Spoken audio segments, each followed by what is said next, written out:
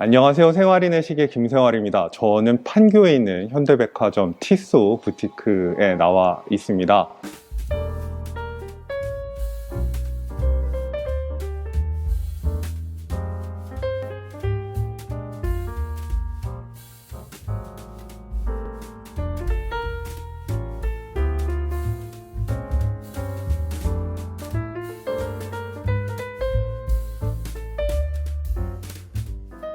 오늘은 오토매틱 시계를 처음으로 장만하신다면은 고려하셔야 될 몇 가지 사항들에 대해서 이야기를 해 보려고 하는데요. 왜 판교에 있는 티소의 부티크에 와 있냐면은 그 어떤 경험도 직접 매장에 오셔가지고 전문적인 직원분들의 응대를 받으면서 나한테 맞는 디자인과 사이즈를 시착해 보면서 이렇게 경험해 보는 것들을 대체할 수는 없다고 생각을 하거든요. 그리고 저는 내가 누구에게서 시계를 사는지, 그리고 누가 만든 시계를 사는지를 이해하면서 시계를 사는 게 굉장히 첫 번째 시계를 고르는 데 있어서도 중요하다고 생각을 하는데, 판교에 있는 이 부티크가 티소라는 브랜드가 어떤 브랜드인지를 전달하는 데 있어서 좀 탁월한 면이 있습니다. 색감 같은 것도 브랜드의 이미지에 맞게 상당히 잘 리뉴얼이 되어 있고, 헤리티지 월이라고 해서 티소의 역사를 소개하는 작은 코너도 다른 티소 매장과는 다르게 준비가 되어 있어서, 요거는 저도 처음 보는 건데, 티소의 이제까지의 역사를 소개하는 파란 책자가 있는데, 이 책자에 굉장히 흥미로운 사진들도 많고 흥미로운 이야기거리들도 많아서 요것도 직원분께 열람을 요청하시면은 직접 열람해 보실 수도 있는 그런 매장이 되겠습니다. 그래서 첫 번째 오토매틱 시계가 어떤 시계가 되어야 되는지 잘 모르겠다는 생각이 드신다면은 판교에 있는 티소 부티크는 반드시 들러야 될 장소가 아닌가라는 생각이 드네요. 시계를 사면서 시계가 일종의 투자가 돼야 된다고 생각하시는 분들도 종종 계시는 것 같아요. 저는 처음 오토매틱 시계를 사신다면은 시계의 본질적인 의미랑 상관이 없는 그런 요소를 먼저 생각하시기보다, 여러분들이 좋아할 수 있고 사랑할 수 있고 그리고 여러분이 이해할 수 있는 모델을 고르는 거를 추천을 드리고 싶거든요. 단순히 남들이 거기 몰려가가지고 많이 사니까 나중에 가치가 오를 거야, 이런 식으로 시계를 고르시는 거는 시계보다는 다른 걸 즐기시는 것 같다는 생각이 들거든요. 여러분들이 정말 좋아하는 시계들을 찾고 공부해 가면서 나만의 취향을 가지는 거를 두려워하지 않으셨으면 좋겠습니다. 그리고 나만의 취향을 개발해 나가는데 티소가 굉장히 좋은 시작점이 될 수 있다고 저는 생각을 하거든요. 티소라고 하면은 스위스의 르로끌이라고 하는 시계 산업의 메카라고 할 수 있는 곳에서 170년 동안 자리를 지켜온 브랜드고, 지금 제가 있는 곳이 티소의 헤리티지 컬렉션을 모아둔 거거든요. 굉장히 인상적인 모델들이 많습니다. 제가 지금 운전대 같은 걸 잡고 있는데 레이싱 시계와 관련된 헤리티지도 있어서 70년대 레이싱 시계를 되살려 놓은 그런 모델들도 있고, 공부해 보면은 티소 같이 굉장히 대중적이고 잘 알려진 브랜드들도 남들이 모르는 흥미로운 사실을 감추고 있습니다. 세계 최초의 항자성 손목시계를 개발했다던가, 아니면은 12시가 되면 탁 하고 이렇게 데이트가 바뀌는 퀵데이트 체인지 시계를 가장 먼저 개발한 브랜드 가운데 하나라던가, 크로노미터 경징대회가 폐지되기 전에 우승했던 브랜드라거나, 이런 흥미로운 이야기거리가 많습니다. 그래서 이런 이야기들을 듣고 여러분들이 나는 이 시계를 사랑해 줄 수 있을 것 같다, 그런 생각이 드시면은 저는 그게 여러분들의 첫 오토매틱 시계의 출발점이 되어야 된다고 생각을 합니다.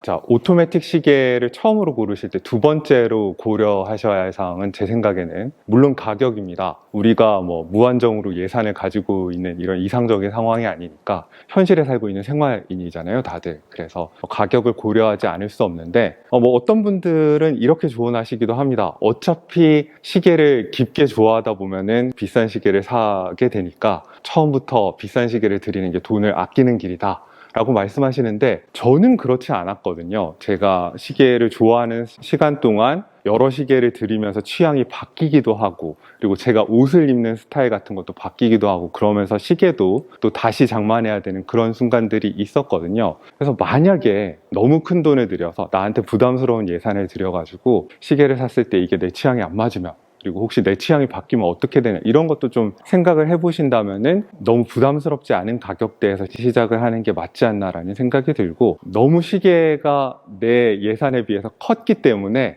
재밌게 차지 못하고 막 보관함에 모셔둬야 되는 시계라면 그것도 저는 첫 번째 오토매틱 시계로 잘 고르신 게 아니라고 생각하거든요. 내 손목에 올렸을 때 마음이 편안해야 됩니다. 그리고 많은 시간을 같이 보낼 수 있어야 그게 좋은 선택이라고 저는 생각을 하거든요. 물론 시계의 품질 자체는 좋아야 되겠죠. 그런 걸 감안했을 때 굉장히 괜찮은 티소가 아닌가. 제가 여러분들이 이해하고 사랑할 수 있는 시계를 고르시라, 본인의 취향을 개발하는 것을 두려워하지 말라, 이런 말씀을 드렸었는데, 많은 시계들이 어떤 특징이라고 해야 되나, 자기만의 장점과 단점이 있습니다. 그런 것들을 조사를 하시면서 내가 시계를 지금 고르는 상황에서 더 중시하는 요소가 무엇인지를 생각을 해보신 다음에 그 중시하는 요소에 많이 투자된 시계들을 첫 시계로 구매를 하시는 게 실패의 가능성을 줄일 수 있는 지름길이 될 수 있겠죠. 예컨대 나는 가장 기계적으로 발전한 그런 오토매틱 무브먼트가 장착된 시계를 갖고 싶다 라고 하시면은 젠틀맨 파워매틱 같은 실리콘 밸런스 헤어스프링이라는 현대적인 신소재가 들어간 무브먼트가 들어간 시계가 제일 좋을 테고, 정확한 타임키핑을 보여주는 시계이고, 항자성 성능이 보장이 되기 때문에 만약에 컴퓨터 작업을 많이 하신다거나 아니면 음악과 관련된 작업을 하신다거나 자성이 기계식 시계에 영향을 미친다는 얘기 많이 들어보셨을 거예요. 그런 게 부담이 되신다면은 실리콘 소재의 밸런스 스프링이 들어간 젠틀맨이 굉장히 괜찮은 출발점이 되지 않을까. 그 다음에 나는 사이즈의 제약 같은 건 별로 없어. 나는 덩치가 크고 운동을 좋아하는 사람이니까 큰 시계를 차도 괜찮은데, 내가 활동적인 일을 많이 하니까 좀 오버빌트라고 하는 강력한 시계, 좀 튼튼하게 만들어진 시계, 이런 거에 많이 투자된 시계를 찾고 싶으시다면은 시스타 2000 같은 시계가 굉장히 좋은, 추천할 만한 시계가 될 것 같습니다. 600m 방수인데 ISO 6425라고 하는 전문 다이버 시계의 표준에 따라서 만들어진 시계이거든요. 우리가 600m까지 들어갈 일은 없겠지만 그래도 내 시계가 이런 특별한 일을 할 수 있다는 거를 알고 그걸 손목에 차고 있으면 기분이 좋을 때가 있거든요. 그 다음에 나는 디자인의 완성도, 스토리텔링이 가장 흥미로운 시계를 찾고 싶다라고 하시면은 70년대 디자인에 기반을 둔 PRX 같은 시계가 답이 될 수 있을 것 같습니다. 일체형 브레이슬릿이 마땅히 그래야 할 바에 굉장히 충실한 시계라고 저는 생각을 하거든요. 이 시계는 어떤 원조 브랜드가 있고 거기에 아류 같은 시계가 아니라 티소 나름의 헤리티지를 계승하는 모델이라는 게 굉장히 장점이 될 것 같습니다. 일체형 브레이슬릿 시계가 특히나 매력적이라고 한다면은 보통은 케이스 따로, 시계줄 따로 디자인이 돼가지고 어떤 디자인의 일체감, 조화감 같은 것들을 완벽하게 즐기기가 일반적인 시계에서는 굉장히 힘들다면은, 일체형 브레이슬릿 시계는 아예 시계 전체를, 브레이슬릿까지 하나의 전체로 놓고 구상을 하고 만들어진 시계들이기 때문에 전체적인 디자인의 일관성이 좋습니다. 그래서 뭔가 시계를 넘어서서 하나의 잘 디자인된 팔찌를 차고 있는 느낌, 이런 게 일체형 시계의 매력인데, PRX가 그런 일체형 브레이슬릿 시계의 매력을 정말 잘 전달하고 있다는 부분이 뭐냐면은, 케이스에서 브레이슬릿으로 이어지는 부분에 어떤 흔들리는 부분, 유격 같은 게 전혀 느껴지지 않는다는 점에서 굉장히 칭찬받을 면이 있다고 저는 생각을 합니다. 그리고 텔레미터 같은 시계들도 오토매틱 크로노그래프이면서 나름의 헤리티지도 있는데, 그리고 다이얼의 퀄리티가 진짜로 좋습니다. 그래서 그런 역사나 스토리텔링 같은 거를 좋아하시는 분들이라면은 텔레미터 같은 시계도 한번 고려해 보시면 좋을 것 같고, 오토매틱 시계를 고려하실 때 또 하나 중요시 하셔야 되는 고려 요소는 물론 디자인과 사이즈입니다. 디자인과 사이즈를 고려하라는 게 절대적인 답이 있다는 게 아니라, 이 시계를 내 손목에 올렸을 때 어떤 느낌이 날까, 이런 거를 좀 잘 고려를 하시고 시계를 고르셔야 됩니다. 초심자분들이 많이 하시는 실수가, 시계가 손목에 올라갔을 때를 생각하지 않고 그냥 진열대에 올려져 있는 모습만 보시고 화려하고 멋있어서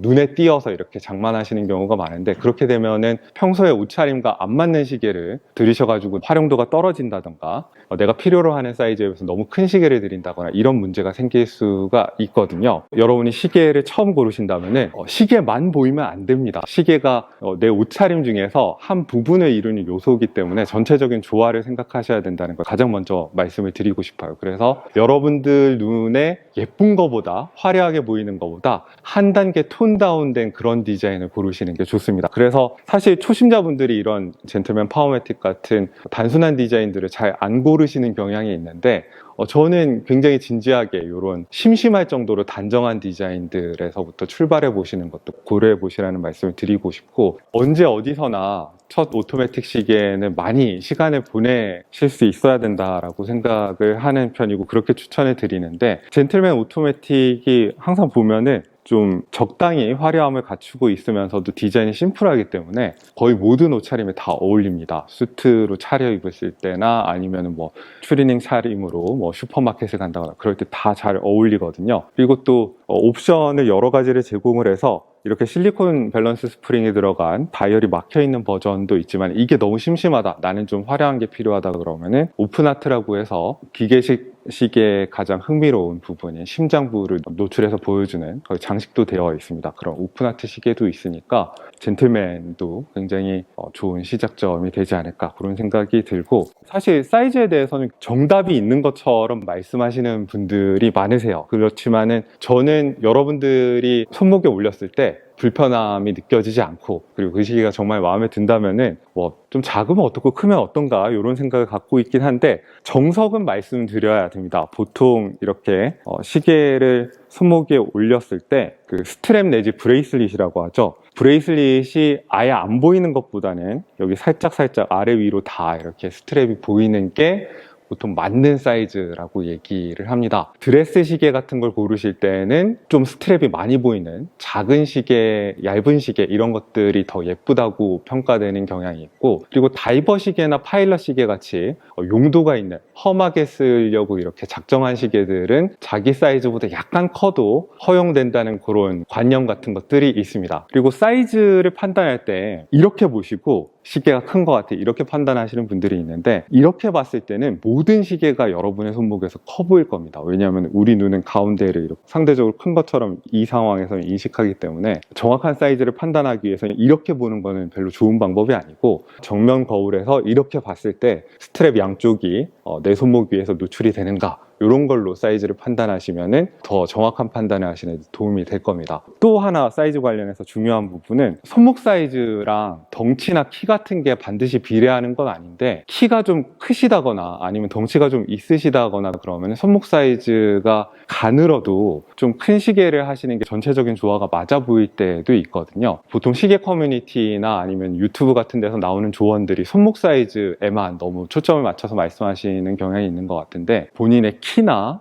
덩치 같은 것도 함께 고려를 하셔야 된다는 말씀도 드리고 싶습니다. 만약에 큰 시계는 부담스럽다 이런 생각을 하시는 분들이 있다면은 르로쿨 컬렉션을 한번 눈여겨보시라고 말씀을 드리고 싶습니다. 굉장히 정석에 가까운 정통 드레스 시계 사이즈를 따르고 있거든요. 왜 이 시계가 한국에서 이렇게 인기를 끌었는지도 설명이 되는 것 같고, 티수가 위치한 마을의 시계탑의 디자인에 영감을 받았다고 하는 그런 흥미로운 뒷이야기도 있어서 사이즈도 잘 나와 있고 다이얼의 입체감이나 퀄리티 같은 것도 좋은 시계라서 한번 다시 보실 필요가 있는 그런 컬렉션입니다. 다음으로 오토매틱 시계를 장만하실 때 고려하실 사항은 오토매틱 무브먼트의 기본적인 특징이나 주의사항에 대해서 어느 정도 학습하실 필요가 있다는 것입니다. 보통 오토매틱 시계들이 배터리로 가는 쿼츠 시계들보다 가격대가 약간 더 높은 경향이 있습니다. 그래서 돈을 더 줬으니까 더 정확한 시계가 될 거라고 생각하시는 분들이 있으시더라고요. 그래가지고 얼마 안 하던 배터리로 가는 시계는 오차가 거의 없었는데 이렇게 비싼 오토매틱 시계가 왜 이렇게 오차가 많이 벌어지느냐, 이 시계 불량품 아니냐, 이런 식으로 말씀하시는 분들이 있는데, 오토매틱 시계에는 기본적인 작동 원리가 태엽이 감겨가지고 그 태엽이 일정한 속도로 제어를 당하면서 풀리면서 시간이 맞는 그런 시계를 말합니다. 그래서 어떤 디지털 장치라든지 주기적으로 진동하는 다른 물질이 있어가지고 그 시계의 정확도를 별도로 보증해 주는 게 아니라, 우리가 고등학교 때 물리 시간에 배웠던 그런 기본적인 물리 법칙만을 이용해서 시간을 맞추는 그런 시스템입니다. 굉장히 놀랍죠. 경이롭죠. 부품 수도 굉장히 많아요. 그래서 인간의 기회가 얼마나 대단한 것을 만들 수 있는가, 이런 관점에서 오토매틱 시계에 접근을 해 주셔야지 시간이 더 잘 맞겠지? 이런 식으로 이해를 하시면 좀 곤란한 상황을 맞으실 수 있습니다. 관리 방법에 대해서도 좀 말씀을 드리고 싶은데, 이 시계처럼 날짜가 있는 시계들이 있을 거예요. 날짜가 바뀌는 한 오후 8시부터 다음날 오전 4시까지는 날짜를 강제 조정을 하지 않으셔야 되거든요. 그런데 그런 걸 숙지하지 않은 상태에서 억지로 돌려가지고 망가뜨려가지고 정비를 받으러 오시고 이런 경우가 있습니다. 그래서 기본적으로 숙지하셔야 되는 내용에 대해서는 학습하실 필요가 있다, 그런 말씀을 드리고 싶고, 그리고 다음으로 고민하셔야 하는 부분은 정비의 용이함입니다. 이 점에서 또 티소가 굉장히 장점이 있다고 저는 생각을 하는데, 근처에 있는 모든 백화점에 티소 시계 AS를 맡길 수 있는 접수처가 있습니다. 제가 시계를 여러 번 맡겨봐서 알지만은 다른 어떤 브랜드랑 비교해봐도 고장 부분 같은 것들이 빨리빨리 대응이 돼서 나옵니다. 그리고 기계식 무브먼트의 꽃이라고 한다면은 크로노그래프라고 할 수 있거든요. 내가 시계를 운용하는 맛이 있는 그런 시계입니다. 왜 시계도 일종의 장난감이라고 하면은 새 시계를 이렇게 들여가지고 굉장히 만족스러운데 이 친구한테 말을 걸고 싶잖아요, 계속해서. 그럴 때 크로노그래프는 이렇게 스타트 푸셔를 눌러가지고 초침을 구동시켜가지고 시간을 잴 수도 있고, 내가 원할 때마다 시계를 괴롭힐 수 있다는 게 굉장히 매력적인 시계이거든요. 근데 단점이 있습니다. 이게 전반적으로 복잡한 무브먼트고 고장나면 정비가 힘들기 때문에 보통 접근 가능한 가격대의 기계식 크로노그래프 잘 없습니다. 근데 티소에 오시면은 기존의 90년대, 2000년대의 럭셔리 크로노그래프에 들어가던 무브먼트를 현대적인 스펙으로 더 업그레이드한 무브먼트가 들어간 시계가 다른 오토매틱 시계처럼 쉽게 정비를 받을 수 있도록 AS 관련 지원 같은 것들이 굉장히 잘 돼 있어서 티소의 텔레미터나 티소의 PRX 크로노그래프 같은 것들이 좋은 시작점이 되지 않을까라는 생각이 듭니다.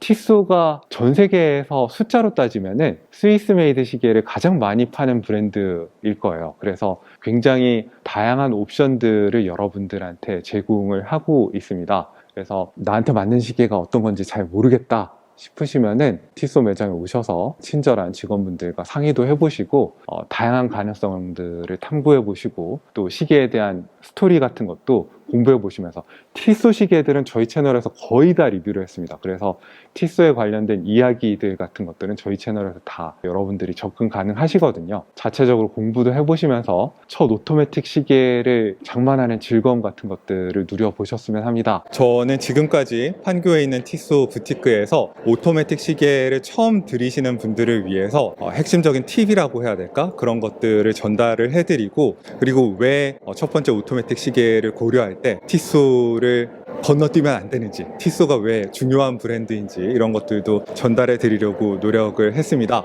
오늘도 여러분들께 유용한 정보가 됐으면 좋겠고요. 지금까지 저는 생활인의 시계 채널 호스트 김생활이었습니다. 안녕히 계십시오.